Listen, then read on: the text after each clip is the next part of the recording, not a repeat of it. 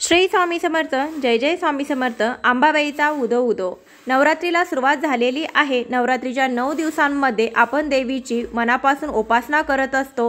काही जण नवरात्रीचे उपवास धरतात, स्त्री धरतात, पुरुष धरतात. घरातील एका कुलस्त्रीने तरी नवरात्रीचा 9 दिवस उपवास धरावा असं सांगितलं जातं, कारण की नवरात्री हा सण पूर्णपणे आपल्या कुलदेवीला समर्पित असतो. तर नवरात्रीमध्ये काही जणी उठता बसता देखील उपवास करतात, तर काही ठिकाणी घटस्थापनाही केलेली असते. तर बऱ्याच ठिकाणी घटस्थापना केलेली असेल तर घटस्थापना काही ठिकाणी गावाकडे केली जाते, सासूबाई करतात, त्यासाठी सुनबाई करत नाहीत असं देखील केलं जातं. तर आपल्याकडून काहीतरी सेवा व्हावी म्हणून आपण अखंड दिवा लावतो. मनामध्ये काहीतरी संकल्प घेऊन अखंड दिवा लावला जातो. त्यानंतर या नवरात्रीच्या 9 दिवसामध्ये आपण होईल तशी देवीची सेवा करत असतो. काही जणी दुर्गा सप्तशतीचा पाठ करत असतील, तर काही जणी ज्या मंत्रजाप करत असतील, देवीचे स्तोत्रपठण करत असतील. तर नवरात्रीच्या 9 दिवसांमध्ये देवीची ओटी भरायची असते. देवीच्या मूर्तीवरती टाकावरती कुंकुमार्चन केलं जातं. तर अशा काही सेवा या नवरात्रीच्या 9 दिवसांमध्ये केल्या जातात. आणि अशा या 9 दिवसांमध्येच आपल्यासोबत काहीतरी आपल्याला नवीन नवीन संकेत मिळतात. ते असे की आपण जो अखंड दिवा लावलेला आहे तो अखंड दिवा वारंवार विझतो. आणि अखंड दिवा म्हणजे ज्याला खंड न पडून देता अखंड दिवा तेवत ठेवणं, त्याला अखंड दिवा असं म्हटलं जातं. आणि अखंड दिवा वारंवार विझतोय त्यामुळे आपल्यासोबत काहीतरी अघटित तर घडणार नाही ना असा आपल्या मनामध्ये प्रश्न उद्भवतो. त्यानंतर आपण घटस्थापना केलेली असते, तर ते धान्य व्यवस्थित उगवत नाहीत, ते धान्य घट कुजला जातो, घटाला वास येतो. तर असं देखील आपल्या मनामध्ये येतं की आपल्या घरामध्ये घट छान उगवलेला नाही, मग देवीचा आशीर्वाद आपल्याला मिळणार नाही का देवीचा कोप होईल, देवी आपल्यावर रागावली काय, अशा बरेचसे प्रश्न आपल्या मनामध्ये येतात. तर असं का होतं? त्यानंतर आपण खूप मनापासून देवीची उपासना करत असतो आणि मध्येच आपल्याला मासिक धर्म येतो. तर मासिक धर्म आल्यानंतर आपला पूर्ण मूडच जातो, कारण की आपण पूर्ण भक्तिभावाने आणि मनापासून देवीची सेवा करावी यासाठी 9 दिवस नवीन काहीतरी करत असतो. आणि अशातच आपल्याला जर मासिक धर्म आला तर आपला सगळा मूडच जातो. तर असे काही अघटित घडतं, तर त्यावेळेस आपल्या मनामध्ये प्रश्न उभा राहतात. आपण कितीही नाही म्हटलं तरी आपल्या मनामध्ये येतच की असं का घडतं आहे, की माझ्यासोबतच असं का घडतंय, की माझ्याकडून काही चुका तर झाल्या नाहीत ना, देवी माझ्यावर रागवली नाही, असे बरेचसे प्रश्न आपल्यावरती येतात, आपल्या मनामध्ये येतात की हा शुभशकुन आहे की अपशकुन आहे, असं का घडलं. तर याचा आपण वारंवार विचार करत बसतो. तर असंही तुमच्यासोबत घडत असेल तर या सगळ्या प्रश्नांची उत्तरं तुम्हाला मी या व्हिडिओतून देणार आहेत. तुमच्या सगळ्या शंका दूर होतील आणि तुम्ही पुन्हा आनंदाने आणि पुन्हा नव्या जोमाने देवीची उपासना कराल. तर चला तर मग व्हिडिओमध्ये तुम्हाला बरीचशी माहिती मिळणार आहे, त्यासाठी व्हिडिओ शेवटपर्यंत नक्की बघा. तुम्ही पहिल्यांदाच माझे व्हिडिओ पाहत असाल, चॅनलवर नवीन असाल तर चॅनलला अवश्य सबस्क्राईब करा, कारण की मी तुमच्यासोबत योग्य आणि योग्यच व्हिडिओ शेअर करत राहीन. सर्वसामान्यपणे आपण दररोज सकाळ आणि संध्याकाळ देवासमोर दिवे लावतो, तरी देखील विशेषतः नवरात्रीच्या काळामध्ये अखंड ज्योत प्रज्वलित केली जाते. दिवा अखंड तेवत ठेवण्याला खूप महत्त्व आहे आणि ही गोष्ट सगळ्यांनाच ठाऊक आहे. तर ही प्रथा पहिल्यापासून आहे. नवरात्रीमध्ये अखंड दिवा लावला जातो, कारण की नवरात्र हा भक्तीचा शक्तीचा जागर या नवरात्रीमध्ये केला जातो. जागर करणं म्हणजे काय, तर जागर करणं म्हणजे जागृत राहणं. दिवा अखंड ठेवत ठेवणं म्हणजे आत्मज्योत जागृत ठेवण्याचं प्रतीक असतं. जसं देवाऱ्यामधील दिवा तेवत राहतो, तशीच आपली जागृत अवस्था कायम राहून आपली आत्मज्योत तेवत राहो ही त्यामागील संकल्पना असते. तर असं तर आहे की ती जाणीव करून देणारं हे अखंड ज्योत म्हणजे एक प्रतीक आहे त्याचं. तर कोणताही भक्त दिव्यात उपस्थित असलेल्या अग्नितत्वाद्वारे देवाशी संलग्न होण्याचा प्रयत्न करतो. ती केवळ दिव्याची ज्योत नसून ती आत्मज्योत मानली जाते. शिवाला जोडणारी ही वात अखंडित राहून ज्ञानदीप प्रकाशमान व्हावा ही त्यामागील मुख्य संकल्पना आहे. कोणत्याही प्रकारच्या पूजेची सुरुवात करताना दिवा प्रज्वलित करून ती सुरुवात केली जाते. पूजेच्या शेवटी देखील आरती ओवाळून सांगता केली जाते. असं म्हणतात की दिवा भक्ताचा दूत बनून आपल्या इष्टदेवांपर्यंत आपल्या भावना पोचवतो. म्हणून असं म्हणतात की ज्या घरामध्ये देवाची नित्यपूजा, दिवे लावणे, घंटा वाजवणे आणि शंख वाजवणे अशी परंपरा असते ना, त्या ठिकाणी देवी देवतांचा सदैव वास राहतो. दिवा अखंड तेवत राहावा म्हणून त्यामध्ये भली मोठी वात आपण लावतो। समईच्या काठोकाठ तेल भरलं जातं। तेल संपत आलं की त्यामध्ये भर घातली जाते। दिव्याची ज्योत मंद तेवत ठेवली जाते। अखंड दिवा नवरात्रीमध्ये तेवत ठेवल्याने घरामध्ये सुख, समृद्धी, ऐश्वर्य प्राप्ती होते अशी भक्तांची श्रद्धा आहे। अर्थात हा दिवा तेलाचा असो किंवा तुपाचा, तसेच ज्ञानाचा आणि जागृतीचा देखील हा दिवा असायलाच हवा। तर आपणही नवरात्रीमध्ये अखंड दिवा लावलेला असेल तर अखंड दिवा लावताना त्यामध्ये 1.25 हाताच्या मापाचा रक्षासूत्र म्हणजे कलावापासून बनवलेली वात लावली जाते। तुम्ही जर पहिल्यांदाच अखंड दिवा लावत असाल तर तुमच्या मनामध्ये बरेचसे प्रश्न असतात ज्यांना काही जमत नाही, कारण की प्रत्येक माणूस हा अनुभवातून शिकत असतो। तुम्ही पहिल्यांदा अखंड दिवा लावलेला आहे तर अखंड दिव्याची वात कशी उंचवायची, अखंड दिव्याची काजळी कशी काढायची हे देखील मी तुम्हाला अगोदर सांगितलेलं होतं। आणि अगोदरच्या व्हिडिओमध्येच मी तुम्हाला सांगितलं होतं की आपण नवरात्रीच्या अगोदर 4 दिवस तुम्ही घरामध्ये एक मोठा दिवा लावून त्याची काजळी काढायला जावा आणि थोडासा प्रयत्न करा, म्हणजे अखंड दिवा आपण जेव्हा नवरात्रीमध्ये पहिल्यांदा लावू तेव्हा आपल्याकडून काही चुका होणार नाहीत।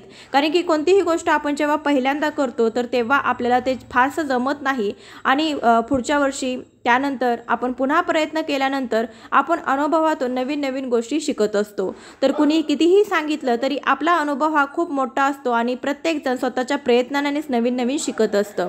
तर अखंड दिवा तुम्ही पहिल्यांदा लावलेला असेल तर बऱ्याचशा कमेंट येतात की माझ्याकडून अखंड दिवा हा सारखा विझला जातो। सकाळी उठून पाहिलं तर दिवा शांत झालेला असतो। तर दिवा शांत झालेला असला तर सकाळी उठल्यानंतर तुम्ही लगेच त्याला हात लावू नका। तुम्ही पहिल्यांदा स्वच्छ आंघोळ करून घ्या, स्वच्छ कपडे परिधान करून घ्या, त्यानंतर तुम्ही देवघरामध्ये जायचं आहे। नवरात्रीमध्ये देव हलवले जात नाहीत, कारण की देव हे घटी बसलेले असतात। अशामध्ये सकाळी जर आपल्या दिव्यातील तेल कमी झालं असेल किंवा दिवा तुमचा जर शांत झाला असेल तर काय करावं, तर आपल्याकडून दिवा विझला तर मग आपल्यासोबत काही अपशगुन होणार आहे का असं आपल्या मनामध्ये येतं। तर काहीही अपशगुन होणार नाही।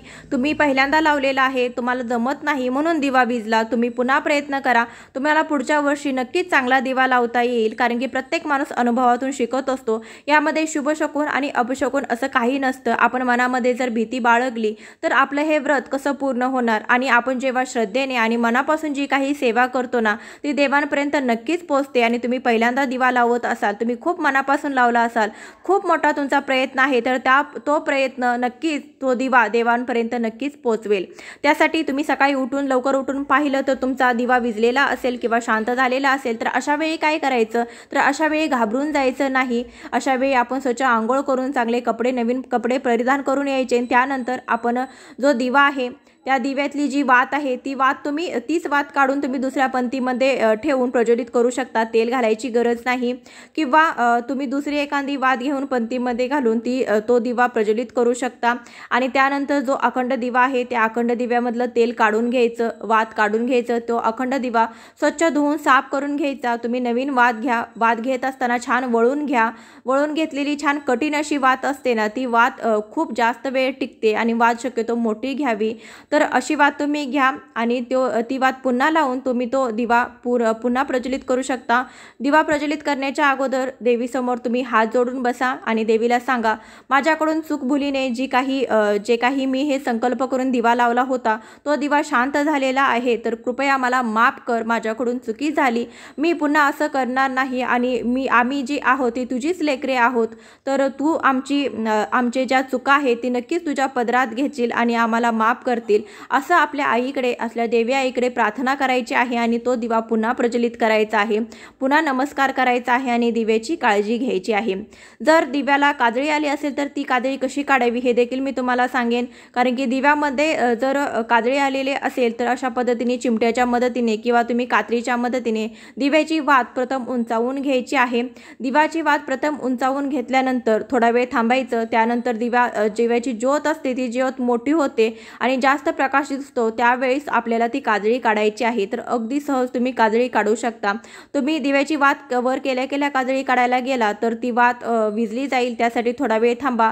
चांगली ज्योत प्रज्वलित होऊ द्या, मोठा प्रकाश होऊ द्या. त्यानंतर त्यातली काजळी आहे ती तुम्ही काजळी सहज काढू शकता. अशा पद्धतीने जर काजळी काढली तर दिवाही विझणार नाही आणि दिव्यातली काजळीही तुम्ही अगदी सहज काढू शकता. दिव्यामध्ये जे काही तुम्ही तेल तूप घातलेलं आहे ते कमी झालं की त्यामध्ये तुम्ही भर घालायची आहे आणि दिव्याला जर वारं लागत असेल तर त्यावरती तुम्ही काचेचं झाकण ठेवू शकता, दिव्याला लक्ष ठेवू शकता. तर काही ठिकाणी काचेचं झाकण मिळतं, काही ठिकाणी त्याच दिव्याला पितळेचं झाकण असतं. तर अशीही मला एक कमेंट आली होती की एका ताईने आपल्या दिव्यावरती त्यांनी मातीचा दिवा लावला होता आणि त्याच्याभोवती काचेचं झाकण ठेवलं होतं, शक्यतो दिवा भिजू नये म्हणून. अशातच काय झालं, मातीच्या दिव्याने म्हणजे दिव्याच्या ज्या ज्योतीमुळे, दिव्याच्या प्रकाशाने तो दिव्याची काच होती ती काच गरम होऊन होऊन त्याला तडा गेला. तर त्यांच्या मनामध्ये ही अशी शंका आली होती की तर हे का घडलं, माझ्यासोबत काही वाईट होणार आहे का? तर नाही, काचेचं झाकण आहे, दिव्याची ज्योत मोठी आहे. काच म्हणल्यानंतर ती जेव्हा गरम होणार तेव्हा ती फुटणारच. काच गरम केल्यानंतर ती फुटली जाते, तिला तडा जातो. तर याच्यामध्ये काही अपशगुन नाही आणि घरामध्ये काच फुटणं हे अपशगुन मानलं जातं, असं देखील मानलं जातं. तर काही ठिकाणी काच फुटणं याच्यावर असं देखील म्हटलं जातं की दिव्याची काच फुटल्यानंतर जी काही आपल्या घरामध्ये आपल्यावर येणारे जी संकट आहे ना, ते संकट आपल्या घरामधली जी काच आहे ती काच स्वतःवर ओढावून घेते आणि आपल्याला सुरक्षित ठेवते. म्हणून कोणतंही संकट येण्याच्या अगोदर ती काच स्वतः फुटली जाते आणि आपल्याला वाचवते. तर असं देखील केलं जातं, असं देखील मानलं जातं. त्यासाठी तुम्ही मनामध्ये जास्त विचार करायचा नाही. देवीची माफी मागून तुम्ही दिवा पुन्हा प्रज्वलित करू शकता किंवा असं काही झालं असेल तर तुम्ही त्या शंका मनामधून काढून नक्कीच टाकू शकता. तर हे झालं दिव्याबद्दल. तर यानंतरचा महिलांना प्रश्न पडतो तो म्हणजे आपण मनापासून सेवा करत असतानाच मध्येच आपल्याला मासिक धर्म येतो. तर मासिक धर्म येणे ही एक नैसर्गिक क्रिया आहे. यामागे काहीच दुसरं काही रिझन असू शकत नाही, कारण की आपल्याला मासिक धर्म हा येणारच होता. तो महिन्याला येतो आणि तो आला, त्यामध्ये काहीच वेगळं नाही, कारण की त्यामध्ये देवी कोणतेही संकेत तुम्हाला देणार नाही किंवा तुमच्याकडून काहीही चुका झाल्या नाहीत की देवी तुमच्यावर रागवलेली आहे, असं कोणताही प्रश्न मनामध्ये आणायचं नाहीत. कारण की आपल्या मनामध्ये प्रश्न पडतो की नवरात्रीमध्ये आपण देवीची पूजा करणार होतो, ओटी भरणार होतो, कन्यापूजन करणार होतो आणि मध्येच आपल्याला मासिक धर्म आला. तर मासिक धर्माचं जी वेळ असते ती 5 दिवसाची असते. तर 5 दिवसानंतर उरलेले जे 4 दिवस असतात ते 4 दिवस तुमचेच असतात. या अगोदर तुम्हाला जर मासिक धर्म आला नसेल तर त्या सेवा तुम्ही लवकरच उरकून घ्यायचे आहेत, कारण की प्रत्येकाची तारीख प्रत्येकाला माहीत असते. त्यासाठी आपल्या तारखे अगोदरच आपण जे आपल्याला काही त्या सेवा करायच्या होत्या त्या उरकून घ्यायच्या आहेत. किंवा तुम्हाला मासिक धर्म आला असेल तर नक्कीच काळजी करू नका, पुढचे 4 दिवस देखील तुमचेच आहेत. उरलेल्या दिवसामध्ये तुम्ही उरलेल्या सेवा करू शकता. देवीची ओटी तुम्ही कधीही भरू शकता. नवरात्रीमध्ये कधीही देवीची ओटी भरली जाते, परंतु तुम्हाला शक्य असेल तर अष्टमीच्या दिवशी किंवा नवमीच्या दिवशी ओटी भरावी. तर कन्यापूजनही तुम्ही 9 दिवसामध्ये कधीही करू शकता, परंतु तुम्हाला जर अडचण वगैरे आलं तर तुम्ही अष्टमीच्या दिवशी किंवा नवमीच्या दिवशी तुम्हाला जर होत असेल तर त्या दिवशी कन्यापूजन करा, कारण की तो दिवस कन्यापूजनासाठी श्रेष्ठ मानला जातो. तर उरलेल्या काही सेवा आहेत त्या देखील तुम्ही करायचे. तुम्हाला जर मध्येच मासिक धर्म आला तर मनामध्ये कोणतीही कुशंका न काढता तुम्ही मासिक धर्म आल्यानंतर देवीची उपासना करायची नाही, म्हणजे देवीचा उपवास करायचा आहे. फक्त देवीला अखंड दिव्यामध्ये तेल घालणं, अखंड दिव्याची काळजी घेणं, त्यानंतर अखंड दिव्याला लक्ष ठेवणं, देवीच्या वस्तूंना हात ठेवणं, घटाला पाणी घालणं, अशा काही गोष्टी करायच्या नाहीत. किंवा देवघरामध्ये जाणं म्हणजेच देवघरामध्ये जाऊन देवाच्या कोणत्याही वस्तूंना स्पर्श करायचा नाही. घरातील इतर व्यक्तीकडून, तुमच्या मिस्टरांकडून, मुलांकडून किंवा घरातील सासू सासऱ्यांकडून तुम्ही ही सेवा करून घेऊ शकता. घटाला पाणी घालू शकता किंवा अखंड दिवा लावला नसेल तर रोज दीप प्रज्वलन घरामध्ये करू शकता. तर या दिवसांमध्ये देव हलवले जात नाही, देवांना स्नान घातलं जात नाही, तर फक्त आपल्याला हळदी कुंकू वाहून देवांना धूप दीप दाखवायचा आहे, दीप लावायचा आहे. तुमच्या जर अखंड दिवा लावला असेल तर त्याची काळजी घ्यायची आहे. तर एवढंच करायचं आहे. तर हे इतर लोकही घरातील करू शकतात, यामध्ये काहीही अवघड नाही. त्यामुळे मनामध्ये कोणतंही टेन्शन घ्यायचं नाही.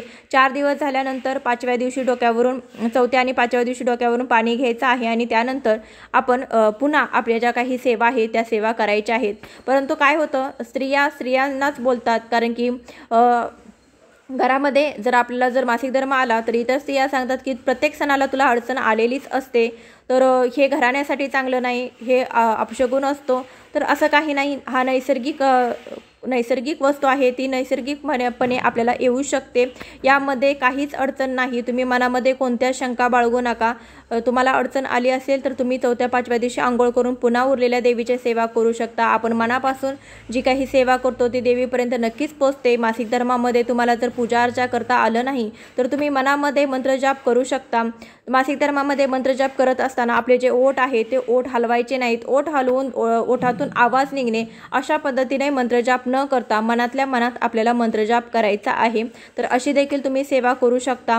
तर यानंतर आपल्या मनामध्ये शंका येते ती म्हणजे आपल्या घरामध्ये जो घट आपण बसवलेला असतो तर त्या घटाला बुरा येतो, घटाला वास येतो, घटामधलं धान्य कुजतं, घटामध्ये जे काही धान्य आपण पेरलेलं असतं तर ते धान्य छान उगवत नाही, तर घटाला वास येतो, असं काही होतं की जेणेकरून आपल्या मनामध्ये प्रश्न उद्भवतात की आपण कुलदेवतेची ही काही सेवा केलेली आहे, कुलदेवतेच्या नावाने हा काही आपण घट बसवलेला आहे, त्यातलं धान्य अव्यवस्थित उगवलेलं नाही, तर मग आपल्यावरती आपल्या घराण्यावरती देवीचा आशीर्वाद राहणार नाही का? देवीची कृपा राहणार?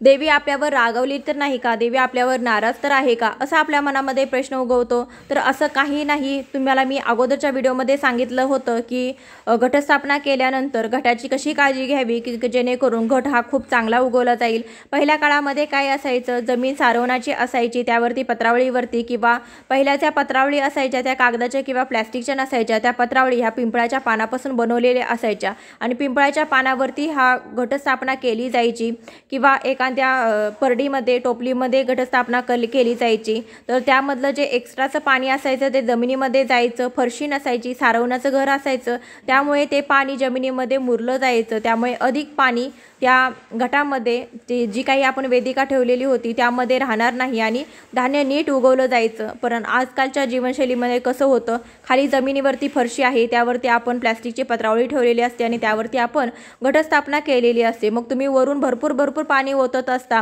का? तर म्हणे आम्हाला घट चांगला उगवला पाहिजे, त्यासाठी घरातील प्रत्येकजण येऊन घटामध्ये पाणी घालत असतो आणि जास्ती पाणी झाल्यामुळे घट कुजतो आणि घटातील धान्य कुजतं, घटाला वास येतो आणि घट उगवत नाही। तर हे खूप नॉर्मल गोष्ट आहे, परंतु आपण याचा विचार करत नाही। आपण फक्त विचार करतो की धान्य व्यवस्थित उगवलेलं नाही। त्यात बाहेरचे 4 जण येतात आणि सांगतात की तुमच्या घटातील धान्य व्यवस्थित उगवले नाहीत, आमच्या घट छान उगवले बाबा, आमच्यावरती देवीचा कृपा आशीर्वाद आहे, तुमचं धान्य उगवलेलं नाही, या वर्षात तुमच्या सोबत काही अघटित तर घडणार नाहीत का? असे 4 जण सांगायला असतात किंवा तुमचा आमचा करून घटासंबंधी एक चर्चा केली जाते। तर असं काहीही नसतं। पहिल्या काळाला आणि आताच्या काळाला थोडासा फरक आहे। पहिलं आपण जे आपलं घर असायचं ते मोकळं असायचं, हवेशीर असायचं आणि खेडेगावात जास्तीची गर्दी नसायची, घरही कोणती नसायची। आता आपण शहरी भागामध्ये घटस्थापना करायला लागलोय। घटस्थापना केल्यानंतर आपली घरं 24 तास एसीमध्ये असतात, 24 तास दारे खिडक्या दरवाजे लावलेले असतात किंवा तुम्ही फ्लॅट सिस्टीममध्ये राहत असाल किंवा तुम्ही बाहेर शहरामध्ये राहत असाल तर नक्कीच घटाला जास्त वारं लागत नाही, त्यामुळे घट कुजला जातो आणि घट हवा तसा छानसा उगवत नाही। तर यामुळे आपला घट उगवत नाही, त्यामागे देवीचा आशीर्वाद वगैरे काहीही नाही। तुमचा घट छान उगवेल आणि तुमच्या घराची छान भरभराट होईल हा पहिल्या काळात एक समज असायचा।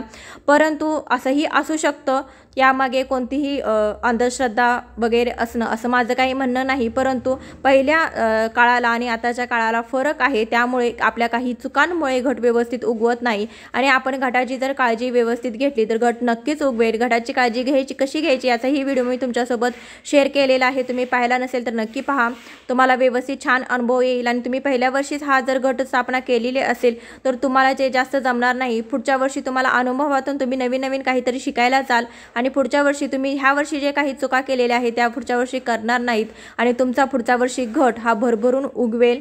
तर अशी काही आज मी तुम्हाला माहिती देण्याचा प्रयत्न केलेला आहे की धान्य नीटसं उगवत नाही, आपल्याला मासिक धर्म आला किंवा अखंड दिवा विझला म्हणून मनामध्ये कोणतंही टेन्शन न घेता, मनामध्ये कोणतेही शंका कुशंका न काढता पुन्हा जोमाने आपण नवरात्रीमध्ये देवीची उपासना करायची आहेत, उपवास करायचा आहे। मासिक धर्म आला म्हणून तुम्ही उपवासामध्ये खंड पडू देऊ नका।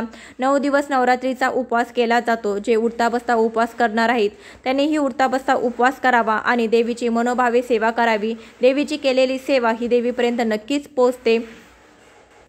यामागे माझं असं काहीही म्हणणं नाही की देवी जे काही संकेत देते ते खोटे आहेत किंवा ही अंधश्रद्धा आहे, असं काहीही नाही. पहिल्यापासून जे घडत आलेलं आहे आपल्यासोबत, आपली जर मनापासून देवांवर भक्ती असेल, आपण मनापासून देवीची सेवा करत असेल तर देवी काही ना काही आपल्याला संकेत हे नक्की देते. हे पण तेवढंच खरं आहे. त्यासाठी तुमच्यासोबत काही घडत असेल तर तुम्ही नक्कीच थोडंसं आपण सावधानगिरी बाळगू शकतो. आपण कोणत्याही कामामध्ये सावधानीने प्रत्येक काम करू शकतो. तर असं देखील केलं जाईल की जे काही आपल्याला संकेत मिळालेले आहेत तर त्यावरून आपण थोडंसं सावध होऊ शकतो. कारण की देवीने जर संकेत तुम्हाला दिलेले असतील तर देवीने दिलेल्या संकेतानुसार आपण थोडंसं सावध व्हायला हवं. कारण की तिने आपल्याला सावधान म्हणून सांगितलेलं आहे. तर आपण सावधान झालो तर आपल्यासोबत कोणतंही अघटित कार्य घडणार नाही. तर माहिती कशी वाटली हे कमेंटद्वारे नक्की सांगा. तुम्हाला आजचा हा व्हिडिओ आवडला असेल तर व्हिडिओला लाईक करायला विसरायचं नाही. आपल्या मित्रमैत्रिणीसोबत, नातेवाईकांसोबत नक्की शेअर करा. त्यांना ही माहिती ही नक्कीच खूप आवडेल आणि त्यांच्या मनामध्येही अशा काही शंका असतील तर त्या नक्कीच दूर होतील. लवकरच भेटूया अशाच एखाद्या व्हिडिओसोबत. तोपर्यंत श्री स्वामी समर्थ. जय जय स्वामी समर्थ. बोला अंबाबाईचा उदो उदो.